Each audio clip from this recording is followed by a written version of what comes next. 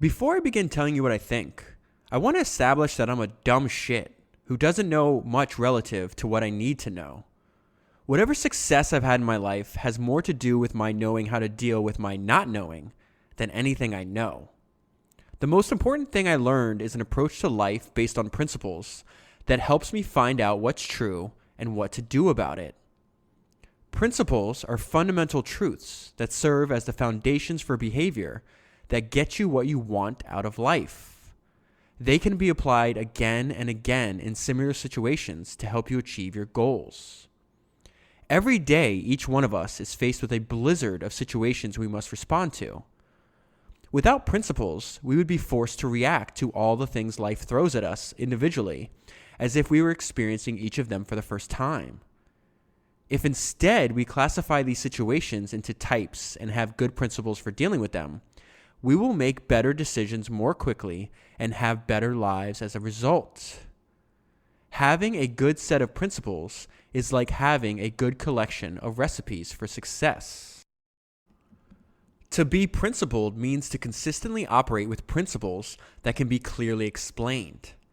Unfortunately, most people can't do that, and it is very rare for people to write their principles down and share them.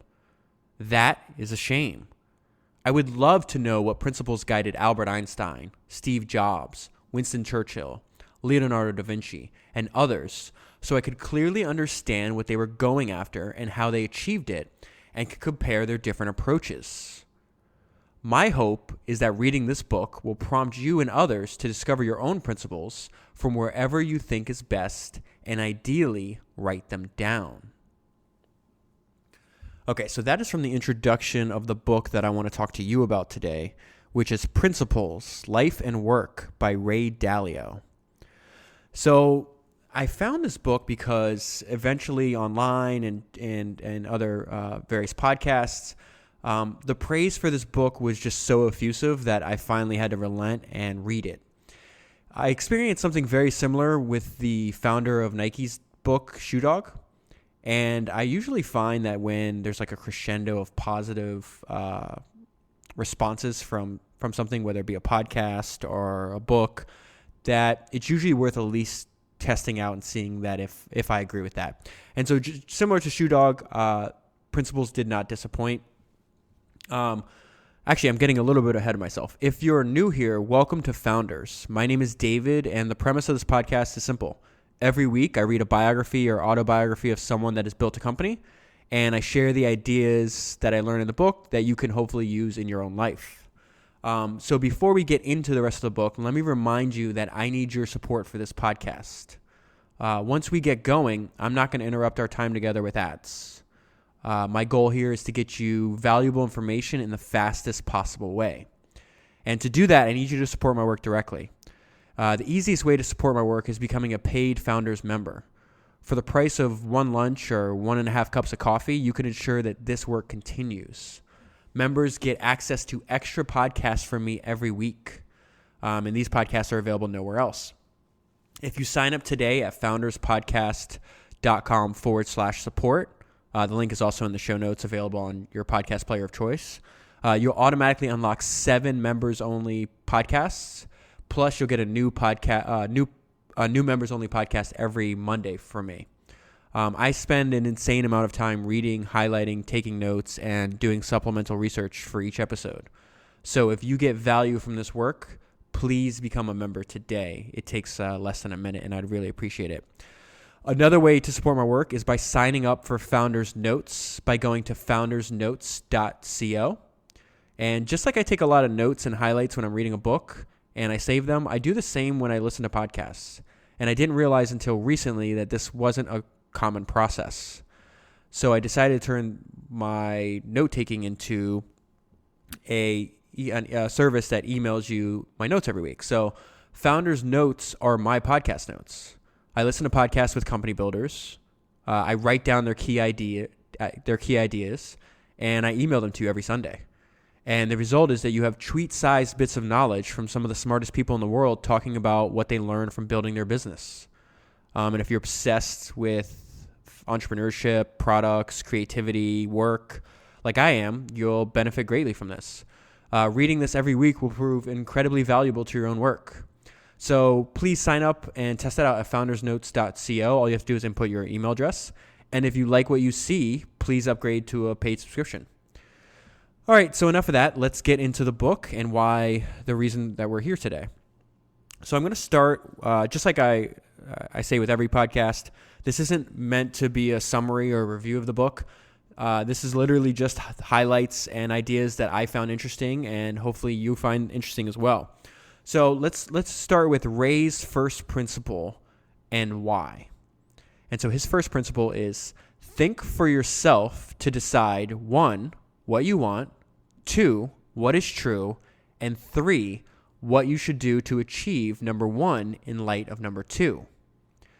And why would you want to do this? And he says, because we each have our own goals and our own natures, each of us must choose our own principles to match them. While it isn't necessarily a bad thing to use others' principles, adopting principles without giving them much thought can expose you to the risk of acting in ways inconsistent with your goals and your nature.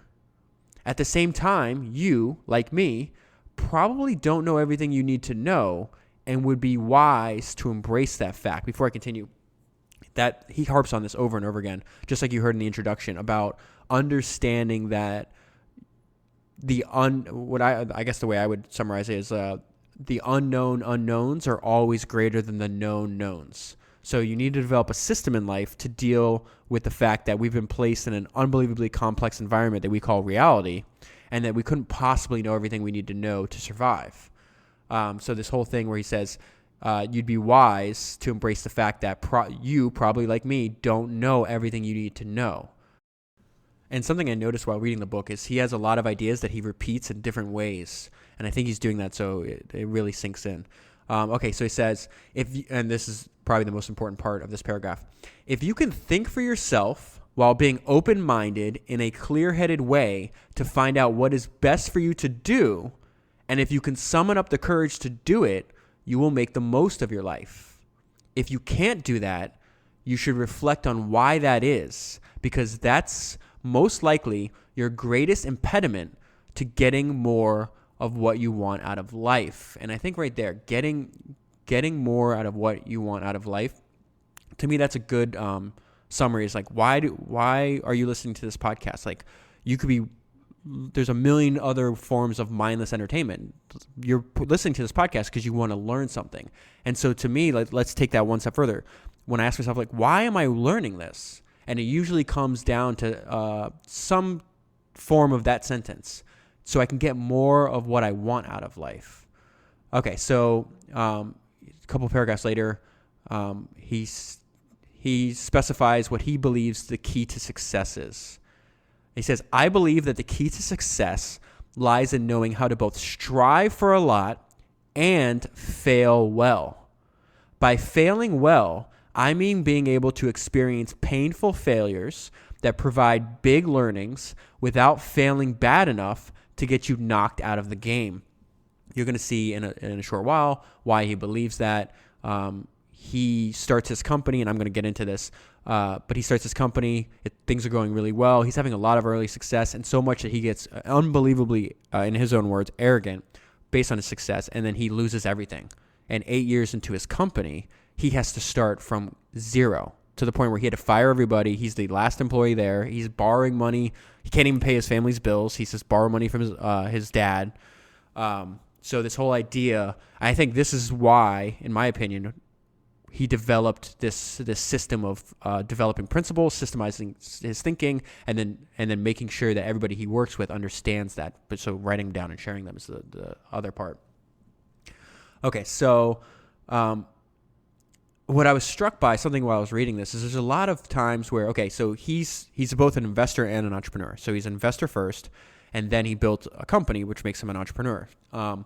And there's a lot of times where you could take what he's talking about investors, scratch it out, and put in the word founder or entrepreneur or whatever term you want to use, and it's still true. And so he explicitly talks about the similarities between investing and entrepreneurship right here. And I found that interesting. So let me go ahead and read that part to you. To make money in the markets, one needs to be an independent thinker who bets against the consensus and is right. That's because the consensus view is baked into the price. One is inevitably going to be painfully wrong a lot. So knowing how to do that well is critical to one's success. To be a successful entrepreneur, the same is true. One also has to be an independent thinker who correctly bets against the consensus, which means being painfully wrong a fair amount. Since I was both an investor and an entrepreneur, I developed a healthy fear of being wrong and figured out an approach to decision making that would maximize my odds of being right. And that approach is his principles.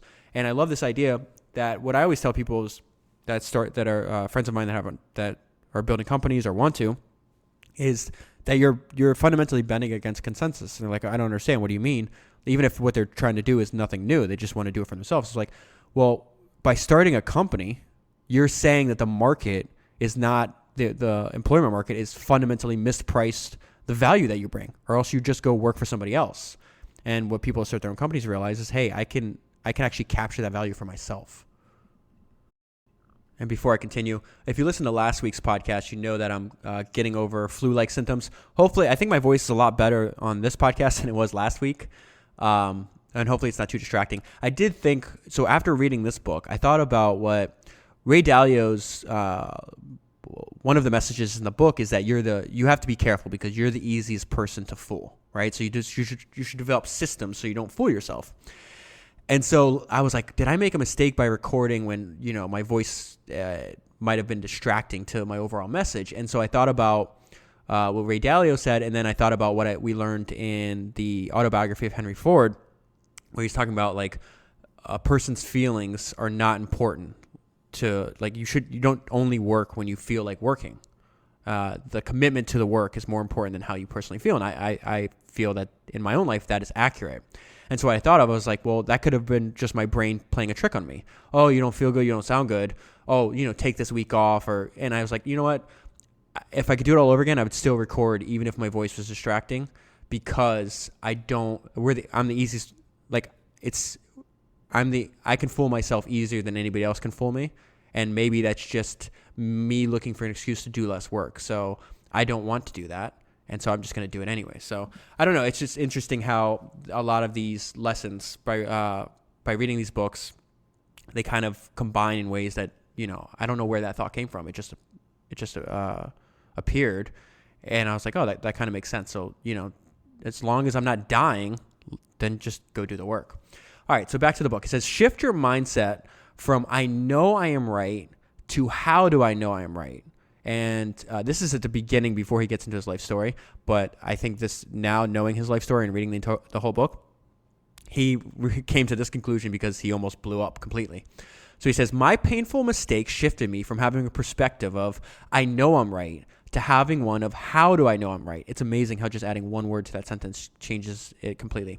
They gave me the humility I needed, meaning the failures, to balance my audacity. Knowing that it could be painfully wrong knowing that it could be painfully wrong and curiosity about why other smart people saw things differently prompted me to look at things through the eyes of others as well as my own. Experience taught me how invaluable it is to reflect on and write down my decision-making criteria whenever I made a decision. So I got in the habit of doing just that. Remember that part, because when he finally finds what he calls his holy grail, it's because he finds it years after he did this practice of just writing down, like, this is a decision I'm making today, and here's why. And then keeping that so he can go back and the future version of him can go back and read that. So this is the next couple pages later. It says, Ray hits on, my note to myself was, Ray hits on this point over and over and over and over again. Systematize your decision making. This is what I mean about he's going to repeat himself a lot. And I don't mean that as a negative. I discovered I could do that by expressing my decision-making criteria in the form of algorithms that I could embed into our computers. By running both decision-making systems, the one in mine in my head and mine in the computer, next to each other, I learned the computer could make better decisions than me because it could process vastly more information than I could. And it could do it faster and unemotionally. This is the entire premise of why he feels he was successful investing money. Doing that allowed me and the people I worked with to compound. This is so important. Doing that allowed me and the people I work with to compound our understanding over time and improve the quality of our collective decision making. So when I read that part, it made me think, the same week I was reading this book, I was re-listening to a podcast with one of my favorite writers, and I've talked about it ad nauseum on this podcast. I even did a 3-part series based on, so his name is Tim Urban. He founded the blog Wait But Why, and calling it a blog it almost does it a disservice. If you haven't read it, you should. It's amazing. So he does these posts, like he did a 3-part series analyzing Elon Musk companies, and I think it's like 70 or 80,000 words, which is, the size of a fairly good-sized book. So anyways, I came across a sentence where he's talking about, hey, doing this system allowed me to compound not only my knowledge, but all of the people I work with, their knowledge as well over time, right? And so on this podcast with Tim Urban, he explains the idea of compounding in the best way I've ever heard it described before, in a unique way, which is, of course, if you read his writing, not surprising. Let me just read this because I wrote down exactly what he said. And this is how Tim explains the idea of compounding. And he calls it the human colossus. The human colossus is the collective knowledge humanity has built, the collective ability to create and invent, a mountain of achievement that is cumulative across generations. What's that? That's compounded knowledge, right? It is a force that is greater than humanity himself. That's a great sentence.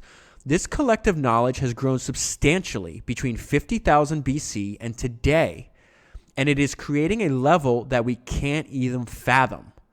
Humans are the same today as they were in 50,000 BC. It is this colossus of human knowledge that has grown and changed. I love that idea a lot. Okay, so there are 3 parts to this book. It's the life story, his life story, which he calls, I think, Where I'm Coming From. Then life principles and work principles, which you would guess because it's in the subtitle, right? Now, here is the surprising thing about what he said about his life story and why, well, you'll see that I basically came to the exact opposite conclusion. And so now he's talking about the life story part. He says, in this part, I share some of the experiences, most importantly, my mistakes that led me to discover the principles that guide my decision making. To tell you the truth, I still have mixed feelings about telling my personal story because I worry that it might distract you from the principles themselves and from the timeless and universal cause-effect relationships that inform them. For that reason, I wouldn't mind if you decided to skip this part of the book. If you do read it, try to look past me and my particular story to the logic and merit of the principles I describe. So I took the opposite viewpoint. I thought his life story was the most interesting part because you can see how he arrived at the need for creating his principles and writing them down in the first place. And it's told more in like a narrative, which I personally enjoy reading. So every single thing we're going to cover from here on in comes from his life story part, which is about 1/3 of the book. The second part, the life and work principles, he even states that it's meant more as like a reference. So you buy the book and you look at the table, like table of contents, you pick something that sounds interesting and you read it just like you would, an encyclopedia or whatnot. So I have some highlights from those parts, but I share that in this week's members only podcast. So this podcast, the main part, because it fits in what we're really doing here. We're like, this is really trying to get at the life stories of company builders. It's very fascinating to me seeing how they start out, their first jobs, their failures. So like, how did they get to where they are now? Today, Ray Dalio is in his 60s. I think he has a net worth of like $18 billion. It's like one of the largest hedge funds in the world. That's interesting. Wonderful. Great. But it's even more interesting when you realize that he started the company 40 years ago. It's still private, by the way. 40 years ago in his extra bedroom. Like, that's inspiring to me.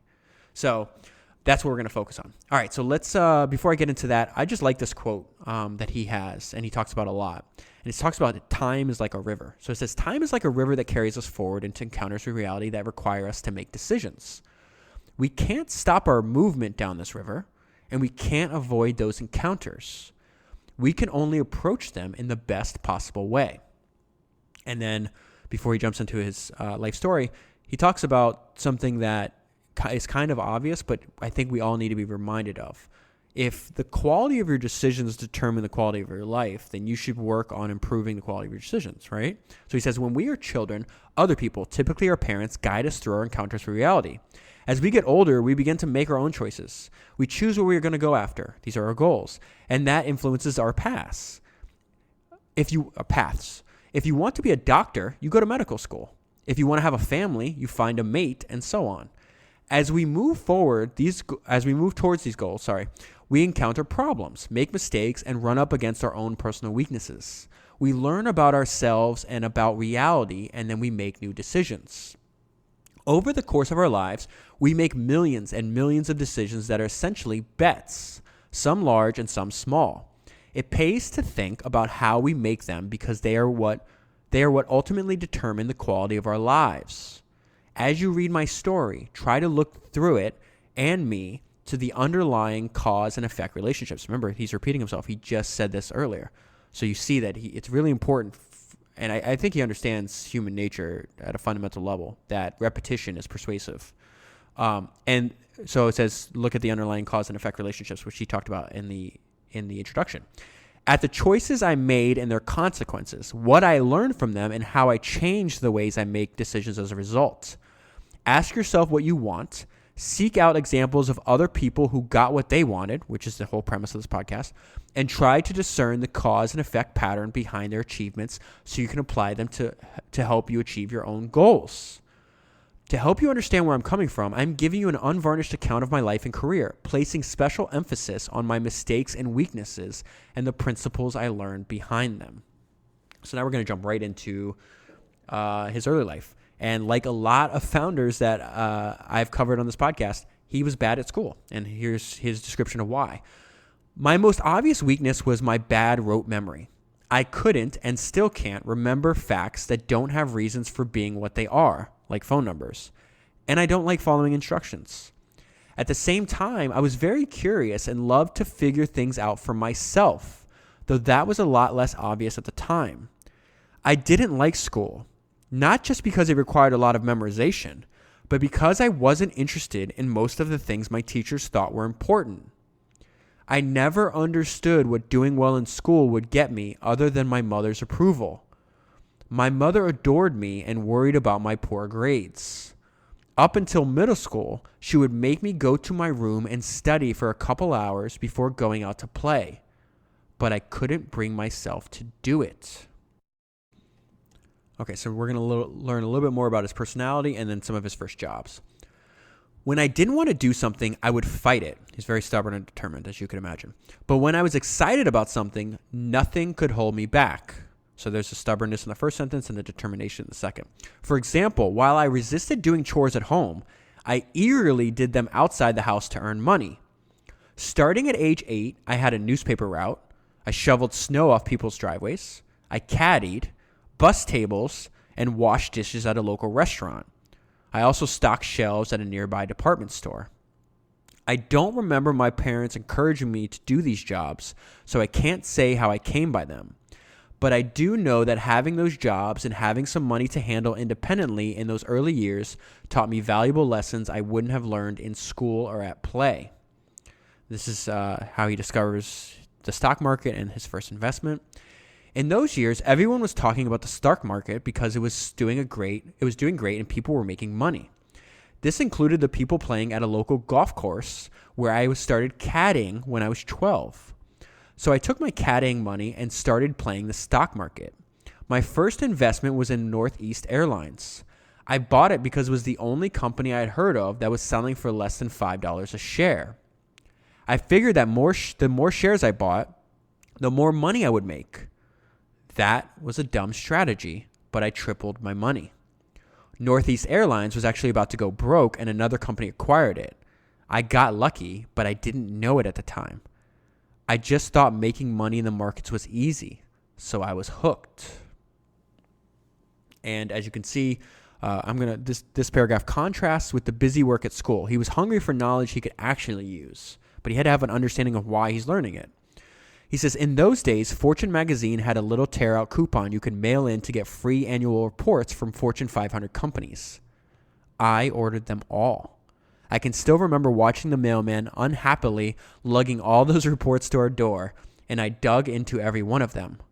That is how I began building an investment library. I love this idea that he has this idea that terrible is better than mediocre.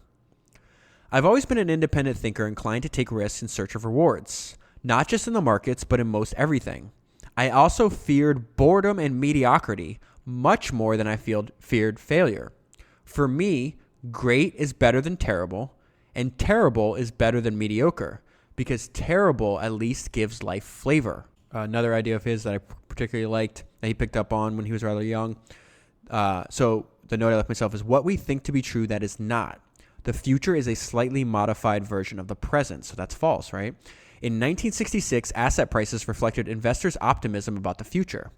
But between 1967 and 1979, bad economic surprises led to big and unexpected price declines. Remember, he just said a few paragraphs before, making money in the stock market's easy.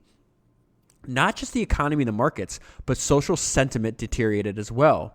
Living through that taught me that while most everyone expects the future to be a slightly modified version of the present, it is usually very different. But I didn't know that in 1967. Certain that stocks would eventually rebound, I kept buying them, even as the market fell, and I lost money until I figured out what was going wrong and how to deal with it. Another idea, this is about now he's at college age. We've reached the time of his life when he's in college, and this is the first time he mentions Steve Jobs. He really thought about Steve Jobs a lot. He mentions him 8 or 9 times in the book. So it says, my college years coincided with the era of free love, mind-expanding drug experimentation, and rejection of traditional authority. Living through it had a lasting effect on me and many other members of my generation. For example, it deeply impacted Steve Jobs, who I came to empathize with and admire. Like me, he took up meditation and wasn't interested in being taught as much as he loved visualizing and building out amazing new things. The times we lived in taught us both to question established ways of doing things, an attitude he demonstrated superbly in Apple's iconic 1984 and Here's to the Crazy Ones, which were ad campaigns that spoke to me. I still watch Here's to the Crazy Ones a lot. It's on YouTube. I love, that's my favorite, probably is my favorite ad of all time. Okay. So something I've said on the podcast that you realize studying company builders throughout, separated by sometimes hundreds of years, is that history doesn't repeat, human nature does. He arrives at the same conclusion. He phrases it different, and he talks about it's a pivotal lesson for him. And he just says the same things happen over and over and over again. So it says, here's an example of, this is actually a little longer part, so you'll see. It's something he learned. So it says, around 1970 or 1971, I noticed gold was starting to tick up in the world markets. Until then, like most people, I hadn't paid much attention to currency rates because the currency system had been stable throughout my lifetime. But as currency events increasingly appeared in the news, they caught my attention. I learned that other currencies were fixed against the dollar, that the dollar was fixed against gold, and that Americans weren't allowed to own gold, though I wasn't sure why. I didn't know that. And that other central banks could convert their paper dollars into gold, which was how they were assured that they wouldn't be hurt if the U.S. printed too many dollars. I heard our government officials poo-poo the worries about the dollar and the excitement about gold, assuring us that the dollar was sound and that gold was just an archaic metal. Back then, I still assumed that government officials were honest. In the spring of 1971, I graduated college with a nearly perfect grade point average, which got me into Harvard Business School. The summer before I started at HBS, I got a job as a clerk on the floor of the New York Stock Exchange. By midsummer, the dollar problem began to reach a breaking point. Then on Sunday, August 15th, 1971, President Richard Nixon went on television to announce that the U.S. would renege on its promise to allow dollars to be turned in for gold, which led the dollar to plummet. Since government officials had promised not to devalue the dollar, I listened with amazement as he spoke. Instead of addressing the fundamental problems behind the pressure on the dollar, he continued to blame speculators, crafting his words to make it sound like he was moving to support the dollar while his actions were doing just the opposite. And this is his counterintuitive conclusion. Over the decades since, I've repeatedly seen policymakers deliver such assurances immediately before currency devaluations. That's what he means about the same thing has happened over and over again. So I learned not to believe government policymakers when they assure you that they won't let a currency devaluation happen. The more strongly they make those assurances, the more desperate the situation probably is. So the more likely it is that a devaluation will take place. That's his counterintuitive conclusion. To try to understand what was happening, I spent the rest of that summer studying past currency devaluations. I learned that everything that was going on, the currency breaking its link to gold and devaluing, the stock market soaring in response, had happened before, and that logical cause and effect relationships made those developments inevitable. My failure to anticipate this, I realized, was due to my being surprised by something that hadn't happened in my lifetime, though it had happened many times before. The message that reality was conveying to me was, you better make sense of what happened to other people in other times and other places, because if you don't, you won't know if these things can happen to you. And if they do, you won't know how to deal with them. And so a few paragraphs later, the note I left myself was this famous quote by Mark Twain. It says, whenever you find yourself on the side of the majority, it's time to pause and reflect. He's going to come to a similar conclusion. It says stocks were in again in 1972, and the fashion of the time was the Nifty 50. Again, I've never heard of this before I read the book. So the Nifty 50 is this group of 50 stocks that had fast and steady earnings growth and were widely believed to be a sure thing. The inflationary surge that followed the breakdown of the currency system sent commodity prices even higher. In response, the Fed tightened monetary policy. This in turn caused the worst decline in stocks and the worst weakening of the economy since the Great Depression. The Nifty 50 were particularly affected, plunging severely. The lesson? When everybody thinks the same thing, such as what a sure bet the Nifty 50 is, it is almost certainly reflected in the price, and betting on it is probably going to be a mistake. So during this whole time, he takes for some reason, or I guess he's going to describe his reason behind it, but he falls out of love with stocks and starts to want to be in commodities. So when he starts out his early career after college, he's not really doing too much with stocks anymore, but he's learning a lot about commodity trading. So this is the part of his life where he's working in commodities, and this leads to the founding of Bridgewater. So it said, stock investing fell out of favor after 1973, and commodity trading became the thing to do. He'd already been working in commodities for a few years at the time. With my background in commodities and my Harvard MBA, I became a sought-after property. Dominic & Dominic, a middle-sized 100-year-old brokerage firm, hired me as director of commodities for $25,000 a year, which was near the top of what HBS graduate starting salaries were that year. My new boss paired me with an older, experienced guy who had lots of commodities broker experience, and we were assigned the task of setting up a commodities division. I was in way over my head, though I was too arrogant to realize it at the time. I probably would have learned a lot of painful lessons had the job continued, but the bad stock market took Dominic & Dominic under before we had made much progress. After Dominic & Dominic closed its retail business, I moved on to a bigger and more successful brokerage firm. So this is his second job now. His boss's name here, I'm skipping over a bunch of this part, but this guy, Shearson, this is his boss. Shearson put me in charge of its futures hedging business, which included both commodity futures and financial futures. I was the person helping clients who had price risks in their business manage them by using futures. I developed quite an expertise in the grain and livestock markets, which often led me to West Texas and the agricultural areas of California. As much as I loved the job and the people I worked with, I didn't fit into the organization. I was too wild. I also punched my boss in the face. Not surprisingly, I was fired. But the brokers, their clients, and even the ones who fired me liked me and wanted to keep getting my advice. Even better, they were willing to pay me for it. So in 1975, I started Bridgewater Associates. So he became some type of expert on commodities. He started sharing that knowledge. He'd write something he did all the time. He calls them daily observations. He would just publish his thinking on the market, like the reason behind what he's doing, and just let people, they could follow on to his investments. They could just read it. They could disagree with whatever it was. He's just putting it out there. And that actually was really integral into his career. And this is the status of Bridgewater 40 years ago. Something I jotted down. It reminds me of one of my favorite quotes by Jeff Bezos. And this is the quote. It says, "Big things start small. The biggest oak starts from an acorn.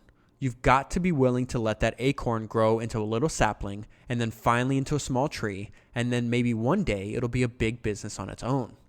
So this is Bridgewater today. Like I said earlier, massive company, widely successful, one of the 100 richest people in the world, et cetera, et cetera. And this is what it started out as. I worked out of my 2-bedroom apartment. When a pal from HBS who I shared the apartment with moved out, I made his bedroom an office. I worked with another friend I played rugby with, and we hired a great young woman who worked as our assistant. That was Bridgewater. So a few weeks ago, I did this podcast on Samuel Zemurray, also known as the Banana King. And he had this great quote in the book that stuck out to me, and it says, "If you know your business from A to Z, there is no problem you can't solve." And we saw that in the book and in the podcast, where he does literally every single part of the banana trade. And that really reminds me of how Ray started with the commodities business, and this is what I mean by that. This is Ray talking about how he started out and like his level of dedication to it. "I was really getting my head into the livestock, meat, grain, and oilseed markets. I loved them because they were concrete and less subject than stocks to distorted perception of value. While stocks could stay too high or too low because greater fools kept buying or selling them, livestock ended up on the meat counter where it would be priced based on what the consumer is willing to pay. I could visualize the process that led to those sales and see the relationships underlying them. Since livestock eat grain, mostly from corn and soy meal, and since corn and soybeans compete for acreage, those markets are closely related. I learned just about everything imaginable about them.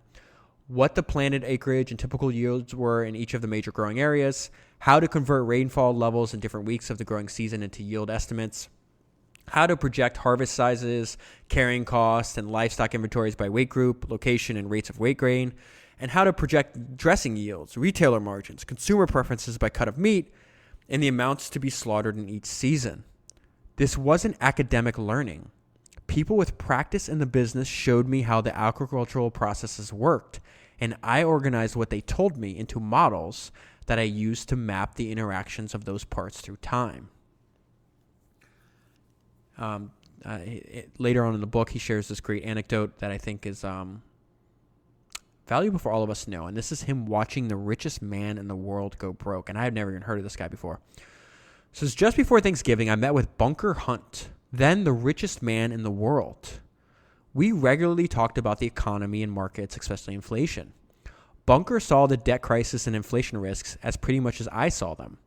He'd been wanting to get his wealth out of paper money for the past few years, so he'd been buying commodities, especially silver, which he had started purchasing for about $1.29 per ounce as a hedge against inflation. He kept buying and buying as inflation and the price of silver went up, until he had essentially cornered the silver market. At that point, silver was trading at around $10. I told him I thought it'd be a good time to get out. So Ray's doing the same trade. Ray exits the trade at $10. But Bunker was in the oil business, and the Middle East oil producers he talked to were still worried about the depreciation of the dollar. They had told him that they were going to buy silver as a hedge against inflation, so he held onto it with the expectation that its price would continue to rise. I got out. By early 1980, silver had gone to nearly $50. And as rich as he was, Bunker became a lot richer. While I had made a lot of money on silver's rise to $10, I was kicking myself for missing the ride to $50. But at least by being out, I didn't lose money. There are anxious times in every investor's career when your expectations of what should be happening aren't aligned with what is happening, and you don't know if you're looking at great opportunities or catastrophic mistakes. Okay, I think that might be one of the most important paragraphs in the entire book, and now I'm going to reread that to you, changing the word from investor to entrepreneur. There are anxious times in every entrepreneur's career when your expectations of what should be happening aren't aligned with what is happening, and you don't know if you're looking at great opportunities or catastrophic mistakes. When the plunge finally did happen, silver crashed. It ruined Hunt, and he nearly brought down the whole U.S. economy as he fell. The Fed had to intervene to control the ripple effects. All of this pounded an indelible lesson into my head. Timing is everything. I was relieved that I was out of the market, but watching the richest man in the world go broke was jarring. So something's very similar is going to happen to him very soon. This is the crash of Bridgewater and him losing everything. In March 1981, I wrote a daily observation. Almost like a newsletter. That's his newsletter, entitled "The Next Depression in Perspective," and concluded it by saying, "The enormity of our debt implies that the depression will be as bad or worse than the one witnessed in the 30s. This view was extremely controversial. In August 1982, Mexico defaulted on its debt. He was worried about debt in emerging markets. So he says that in 81, and later on, a year and a half later, he starts to see that happen. By then, it was clear to most everyone that a number of other countries were about to follow. Because I was one of the few people who had seen these things coming, I started to get a lot of attention. Congress was holding hearings on the crisis and invited me to testify. In November, I was a featured guest on the Wall Street Week, the must-watch show for anyone in the markets. In both appearances, I confidently declared that we were headed for depression and explained why. One of his reasons why, he says, because I understand how markets work. He actually said that. And now in the book, he talks about looking back on that. He just couldn't believe that he could be so dumb. After Mexico's default, the Fed responded to the economic collapse and debt defaults by making money more readily available. This caused the stock market to jump by a record amount. While this surprised me, I interpreted it as a knee-jerk reaction to the Fed's move. After all, in 1929, a 15% rally was followed by the greatest crash of all time. In October, I laid out my prognosis in a memo. To hedge against the worst possibilities, I bought gold and T-bill futures, et cetera. And he says, I was dead wrong. The U.S. stock market began a big bull run, and over the next 18 years, the U.S. economy enjoyed the greatest non-inflationary growth period in its history. My experience over this period was like a series of blows to the head with a baseball bat. Being so wrong, and especially so publicly wrong, was incredibly humbling and cost me just about everything I had built at Bridgewater. I saw that I had been an arrogant jerk who was totally confident in a totally incorrect view. So there I was after 8 years in business with nothing to show for it. Though I'd been right much more than I'd been wrong, I was all the way back to square one. At that point, I'd lost so much money I couldn't afford to pay the people who work with me. One by one, I had to let them go. Bridgewater was now down to just one employee, me. Losing people I cared so much about and very nearly losing my dream of working for myself was devastating. To make ends meet, I even had to borrow $4,000 from my dad until we could sell our second car. I had come to a fork in the road. Should I put on a tie and take a job on Wall Street? That was not the life I wanted. On the other hand, I had a wife and 2 young children to support.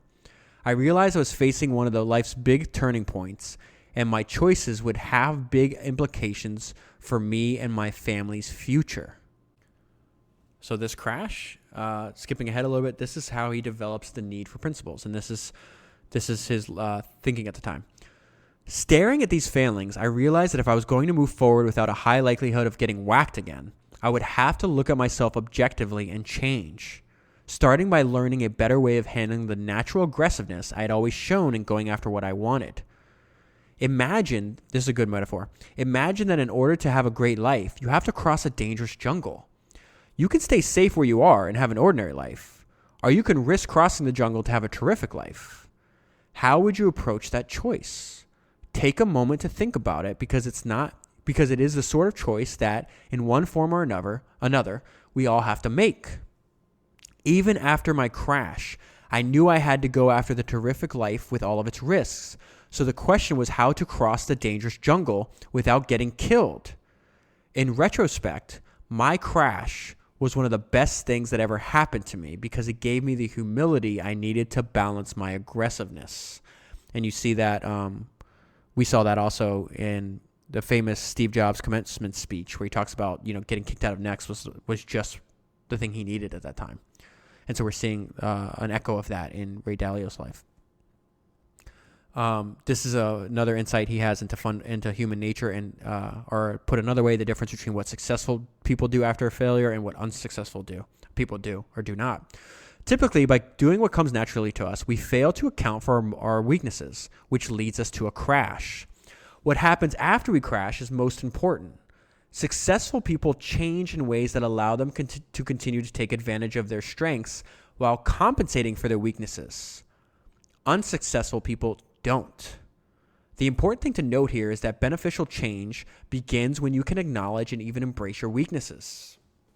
Over the years that followed, I found that most of the extraordinarily successful people I had met had similar big, painful failures that taught them the lessons that ultimately helped them succeed, something we see a lot on this podcast, and why I try to focus most of the ideas I pull out of the books towards the beginning of a person's life, because I don't think running a hugely successful business, something that's hugely successful business, a business that's already hugely successful, is that interesting. What is way more interesting to me and way more inspiring, frankly, is understanding everything they had to do to get to that point.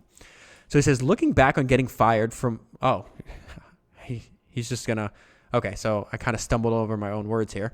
It says, looking back on getting fired from Apple in 1985, Steve Jobs said, "It was awful tasting medicine, but I guess the patient needed it. Sometime life hits you in the head with a brick. Don't lose faith. I'm convinced that the only thing that kept me going was that I love what I did," end quote. I saw that to do exceptionally well, you have to push your limits, and that if you push your limits, you will crash and it will hurt a lot. You will think you have failed, but that won't be true unless you give up. Believe it or not, this is so important. I love this sentence. Believe it or not, your pain will fade, and you will have many other opportunities ahead of you, though you might not see them at the time. This is Ray's state after the crash. Coming out of my crash, I was so broke I couldn't muster enough money to pay for an airplane ticket to Texas to visit a prospective client, even though the fees I'd earned were many times the cost of the fare. So I couldn't make the trip. And this is the new Bridgewater, which is this, he starts to expound on systematizing his decision-making process. So it says, from very early on, whenever I took a position in the markets, I wrote down the criteria I used to make my decision. Then, when I closed out a trade, I could reflect on how well those criteria had worked. It occurred to me that if I wrote those criteria into formulas, now more fashionably called algorithms, and then ran historical data through them, I could test how well my rules would have worked in the past. That's the fundamental foundation of the new Bridgewater. So a few years pass, he winds up doing rather successful, and I love this idea that I've heard before. It's like you can either outspend your competition or you can outteach them. So he decides to outteach his competition and then turning what he's teaching into more products. So most hedge funds, they raise capital, they get paid, usually 2% yearly fee on the capital, and then 20% of any profits. He starts developing all these other since he had a really public failing, he starts developing all these other side products. So this is by late 1983, Bridgewater had 6 employees. Up until then, I hadn't done any marketing. The business we got came from word of mouth and from people reading my daily telexes. Telex, I had to look up. I didn't know what that was either. Almost like a fax machine. It's a way for businesses to transmit written information to one another. So it came from my daily telexes, which he calls the daily observation, and seeing my public appearances. But clearly there was a growing demand for our research, and I realized we could sell it to supplement our consulting and trading income. So I hired a 7th employee, a former door-to-door Bible salesman named Rob Freed, and we hit the road, lugging around a projector and a huge stack of slides, hawking a $3,000 per month research package with my daily telexes. weekly conference calls, bi-weekly and quarterly research reports, and quarterly meetings. At that point, our business consisted of 3 main areas: consulting for fees, managing companies' risks for incentive fees, and selling the research packages. Skipping ahead, this is another part where you can change the word investor to founder and it's still accurate. All great, I'm going to go ahead and do that preventatively or preemptively, maybe is the better word there. All great founders and investment approaches have bad patches. Losing faith in them at such times is as common as a mistake as getting too enamored of them when they do well. So this is good. Don't be too sad when things are going bad and too happy when things are going well. And here's why. Because most people are more emotional than logical. They tend to overreact to short-term results. They give up and sell low when times are bad and buy too high when times are good. I find this is just as true for relationships as it is for investments. Wise people stick with sound fundamentals through the ups and downs, while flighty people react emotionally to how things feel, jumping into things when they are hot and abandoning them when they are not. So now we're at the point where I mentioned earlier that he discovers his holy grail. And this is, he has like 26 years of success with this. And it comes from all these things he did earlier in life that he didn't know he'd use. So as he'd always use computers, technology started getting better, so he could analyze more data. He was writing down and taking extensive notes on everything he was thinking and everything he was doing. And now the technology got to the point where he could have the computer synthesize his decision making and systematize it. And they wind up running these simulations, and he comes across something he's going to call his holy grail. From my earlier failures, I knew that no matter how confident I was in making any one bet, I could still be wrong, and that proper diversification was the key to reducing risk without reducing my returns. If I could build a portfolio filled with high-quality return streams that were properly diversified, so think about this as building a business with multiple revenue streams, I could offer clients an overall portfolio return much more consistent and reliable than what they could get elsewhere. So this is where he discovers this chart. He says, the simple chart struck me with the same force I imagine Einstein must have felt when he discovered E equals mc squared. I saw that with 15 to 20 good uncorrelated return streams, I could dramatically reduce my risk without reducing my expected returns. It was so simple, but it would be such a breakthrough if the theory worked as well in practice as it did on paper. I called it the holy grail of investing because it showed me the path to making a fortune. This was another key moment in our education. And I highlighted and bolded this because this is really important too. The next paragraph, he says, the principle we discovered applies equally well to all ways of trying to make money. Whether you own a hotel, run a technology company, or do anything else, your business produces a return stream. Having a few good uncorrelated return streams is better than having just one. And knowing how to combine return streams is even more effective than being able to choose good ones. Thanks to my process of systematically recording my investment principles and the results they could be expected to produce, I had a large collection of uncorrelated return streams. In fact, I had something like 1,000 of them. Because we traded a number of different asset classes, and with each one we had programmed and tested lots of fundamental trading rules, we had many more high-quality ones to choose from than a typical manager who was tracking a smaller number of assets and was probably not trading systematically.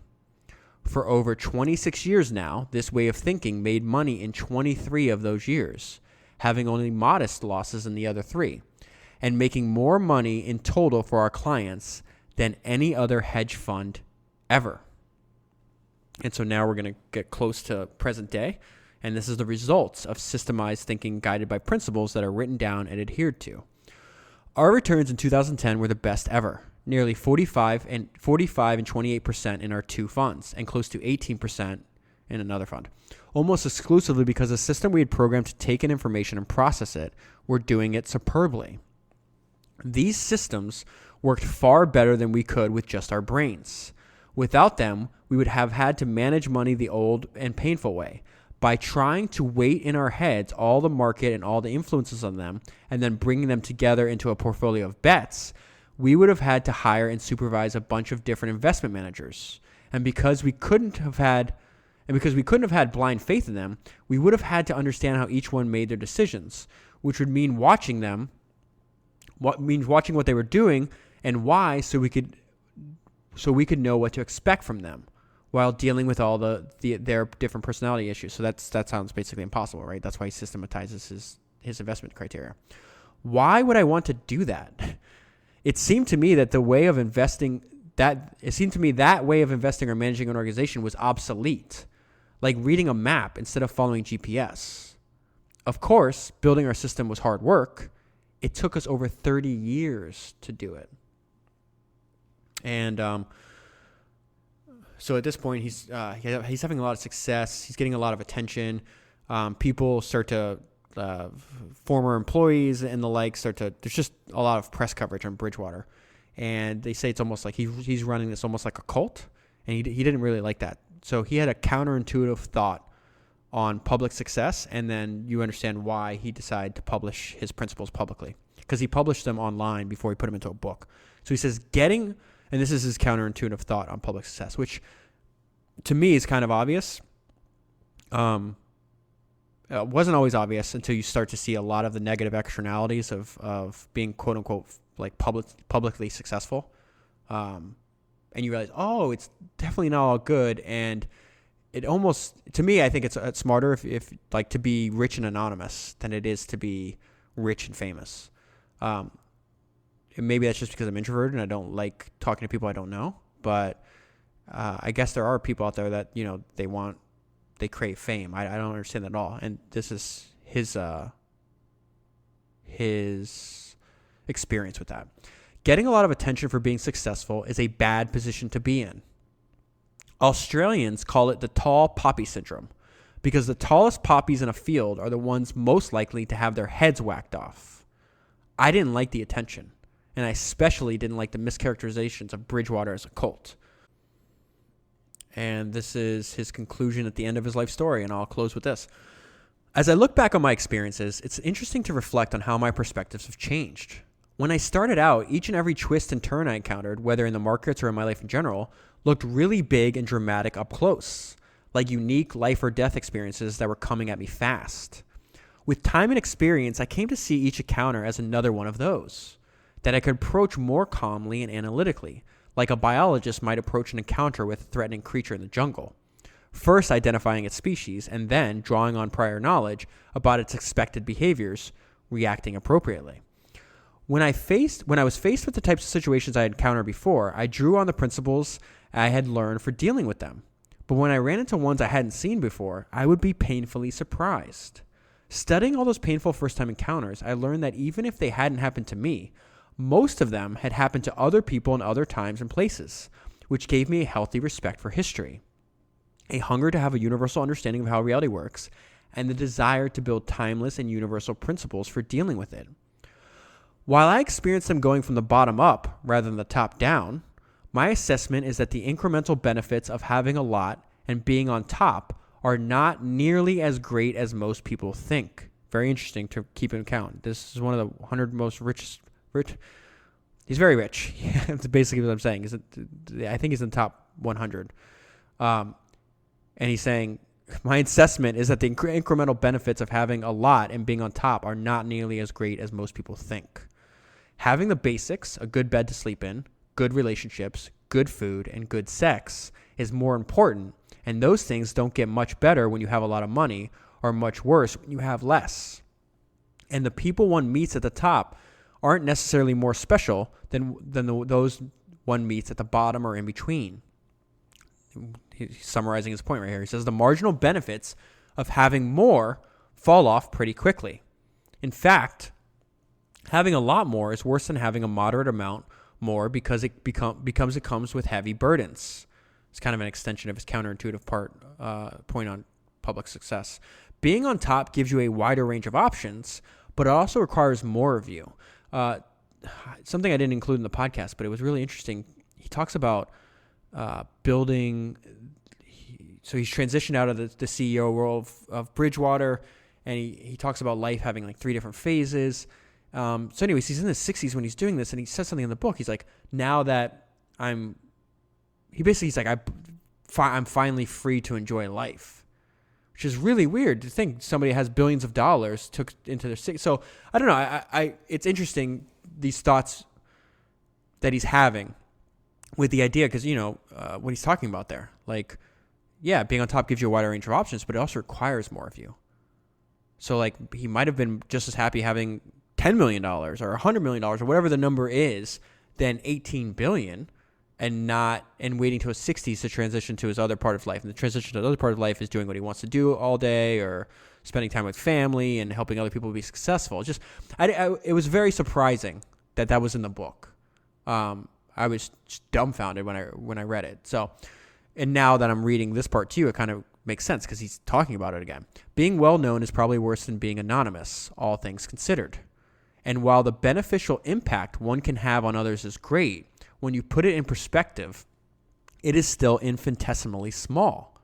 For all those reasons, I cannot say that having an intense life filled with accomplishments is better than having a relaxed life filled with savoring.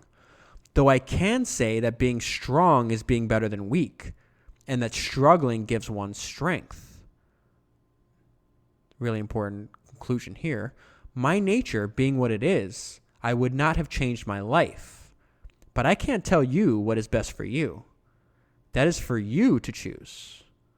What I have seen is that the happiest people discover their own nature and match their lives to it.